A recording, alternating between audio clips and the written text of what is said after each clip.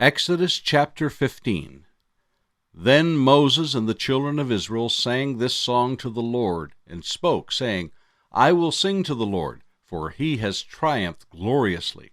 The horse and its rider he has thrown into the sea. The Lord is my strength and song, and he has become my salvation. He is my God, and I will praise him, my father's God, and I will exalt him. The Lord is a man of war. The Lord is his name.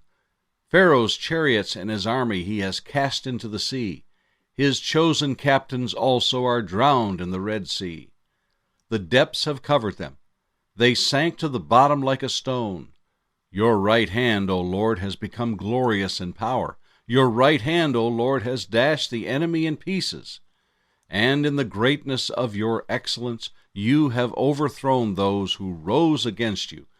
You sent forth your wrath. It consumed them like stubble. And with the blast of your nostrils the waters were gathered together. The flood stood upright like a heap.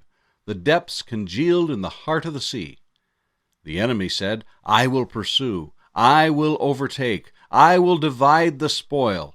My desire shall be satisfied on them. I will draw my sword. My hand shall destroy them. You blew with your wind. The sea covered them.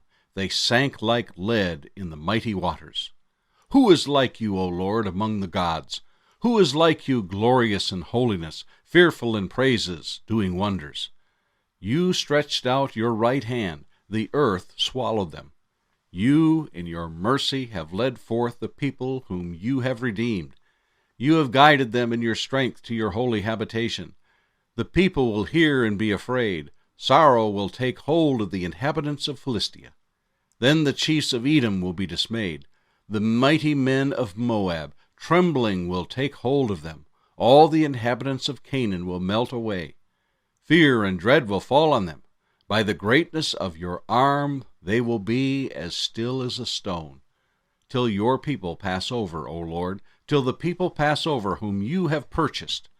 You will bring them in and plant them in the mountain of your inheritance, in the place, O Lord, which you have made for your own dwelling, the sanctuary, O Lord, which your hands have established. The Lord shall reign forever and ever. For the horses of Pharaoh went with his chariots and his horsemen into the sea, and the Lord brought back the waters of the sea upon them. But the children of Israel went on dry land in the midst of the sea.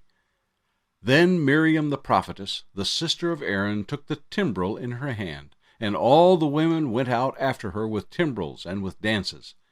And Miriam answered them, Sing to the Lord, for he has triumphed gloriously. The horse and its rider he has thrown into the sea. So Moses brought Israel from the Red Sea. Then he went out into the wilderness of Shur. And they went 3 days in the wilderness and found no water. Now when they came to Marah, they could not drink the waters of Marah, for they were bitter. Therefore the name of it was called Marah. And the people complained against Moses, saying, What shall we drink? So he cried out to the Lord, and the Lord showed him a tree. When he cast it into the waters were made sweet. There he made a statute and an ordinance for them, and there he tested them, and said, If you diligently heed the voice of the Lord your God, and do what is right in his sight, give ear to his commandments, and keep all his statutes, I will put none of the diseases on you which I have brought on the Egyptians, for I am the Lord who heals you. Then they came to Elim, where there were 12 wells of water and 70 palm trees. So they camped there by the waters. Exodus chapter 16. And they journeyed from Elim, and all the congregation of the children of Israel came to the wilderness of Sin, which is between Elim and Sinai, on the 15th day of the 2nd month after they departed from the land of Egypt. Then the whole congregation of the children of Israel complained against Moses and Aaron in the wilderness. And the children of Israel said to them, Oh, that we had died by the hand of the Lord in the land of Egypt, when we sat by the pots of meat, and when we ate bread to the full. For you have brought us out into this wilderness to kill this whole assembly with hunger. Then the Lord said to Moses, Behold, I will rain bread from heaven for you, and the people shall go out and gather a certain quota every day, that I may test them, whether they will walk in my law or not.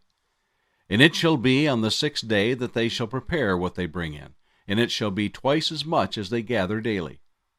Then Moses and Aaron said to all the children of Israel, At evening you shall know that the Lord has brought you out of the land of Egypt, and in the morning you shall see the glory of the Lord, for he hears your complaints against the Lord.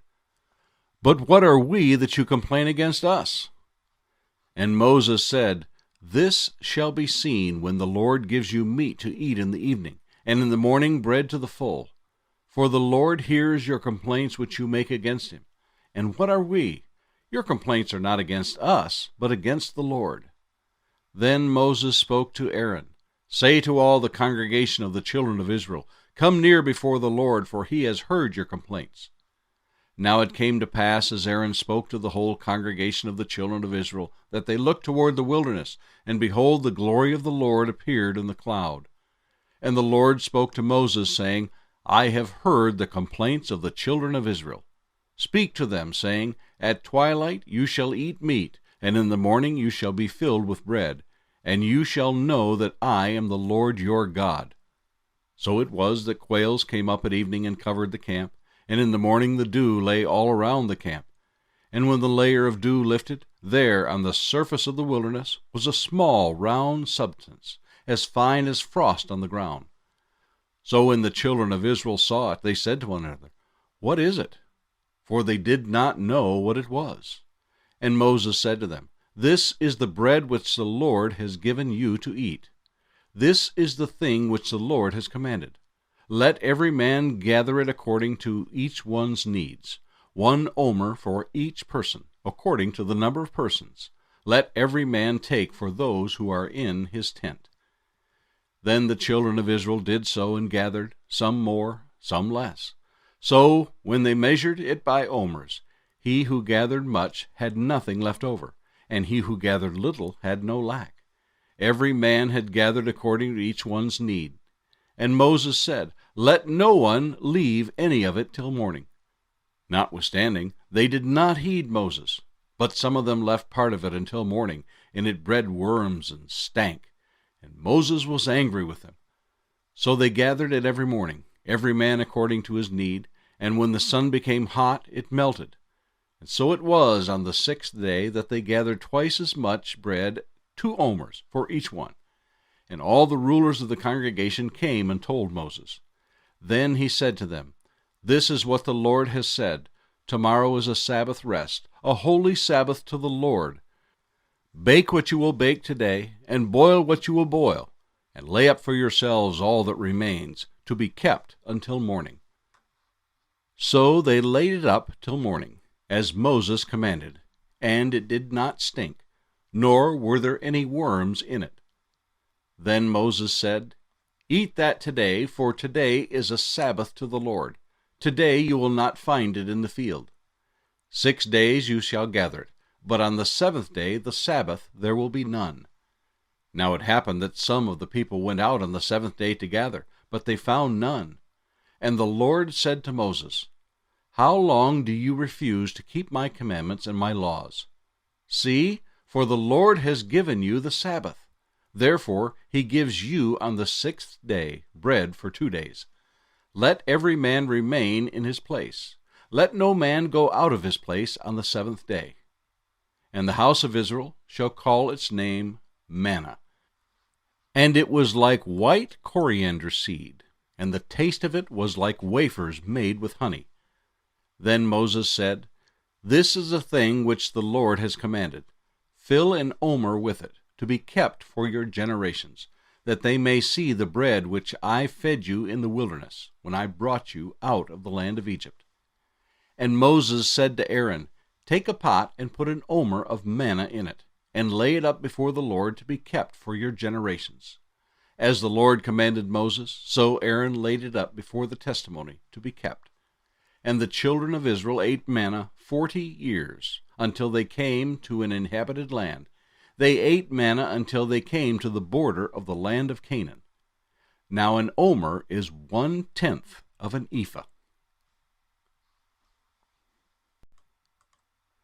Exodus chapter 17. Then all the congregation of the children of Israel set out on their journey from the wilderness of Sin, according to the commandment of the Lord, and camped in Rephidim. And there was no water for the people to drink. Therefore the people contended with Moses and said, "Give us water that we may drink." So Moses said to them, "Why do you contend with me? Why do you tempt the Lord?"